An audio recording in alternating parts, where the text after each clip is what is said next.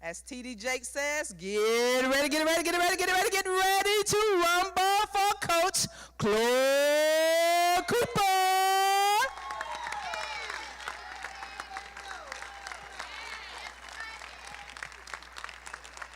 Thank you, Mrs. Battle. To everybody, I've already said all that I need to say. I want to thank you. I appreciate you. And I love you. And that's from the heart. All the words that I heard in here today, I want to say, the man from the Herald was talking to me a while ago while we were eating. And he said, sir, you seemed emotional when you were talking.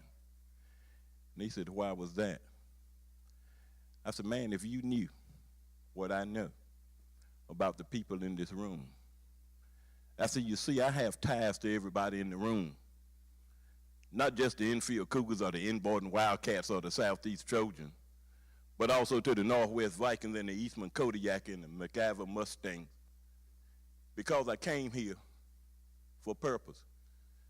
When I was principal at Everett School, I had a sign up there on the wall that said, education is my business, my only business. When I was a boy growing up, my mama told me, boy, you need to be a teacher because I love children and I love teaching children. So given the opportunity to be a coach was heaven. As I looked through the room, those athletes who didn't call up here today, Tammy, I see you and I love you. Yes, Melissa, I see you and I love you. All the athletes in here, this is not the ending.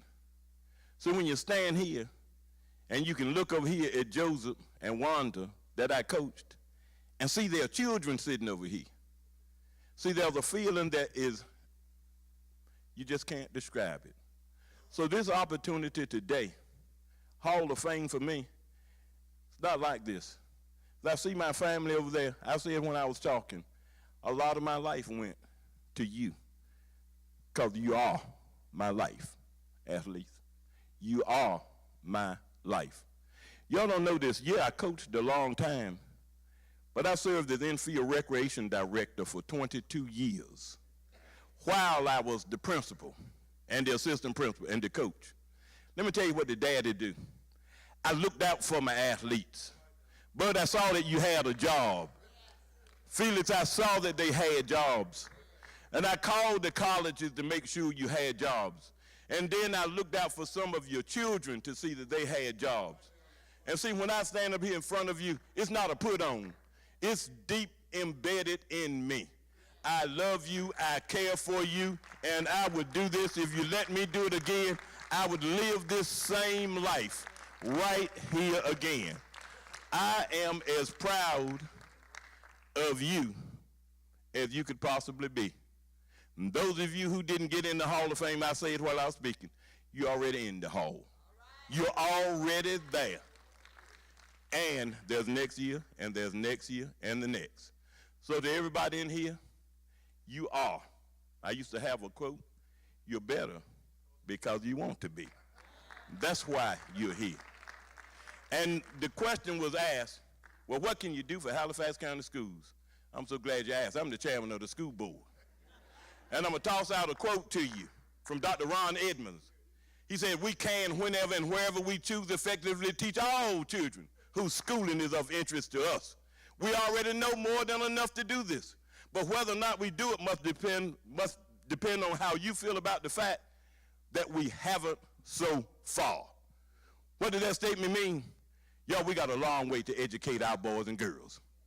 I'll tell you, our students don't read nowhere near at the grade level that they need. So what can you do to help? Go home and snatch that phone out of their home and put it out of their hand. Grab a book from somewhere and put it in their hand. What can you do for our athletes? Grab them controls away from that Nintendo, from that PlayStation, and from that Xbox. Grab it from them and take them out there to the basketball court and tell them you bend your knees, you flick your wrist. Show them how to do that. Don't give them pictures. Stop telling them how. Show them how. And then the last thing I'm going to do, I'm going to say this. And when you get up tomorrow morning, you don't sleep in on Sunday morning. Get up and go to Sunday school somewhere and pay tribute to God. Thank you, everybody. Thank you.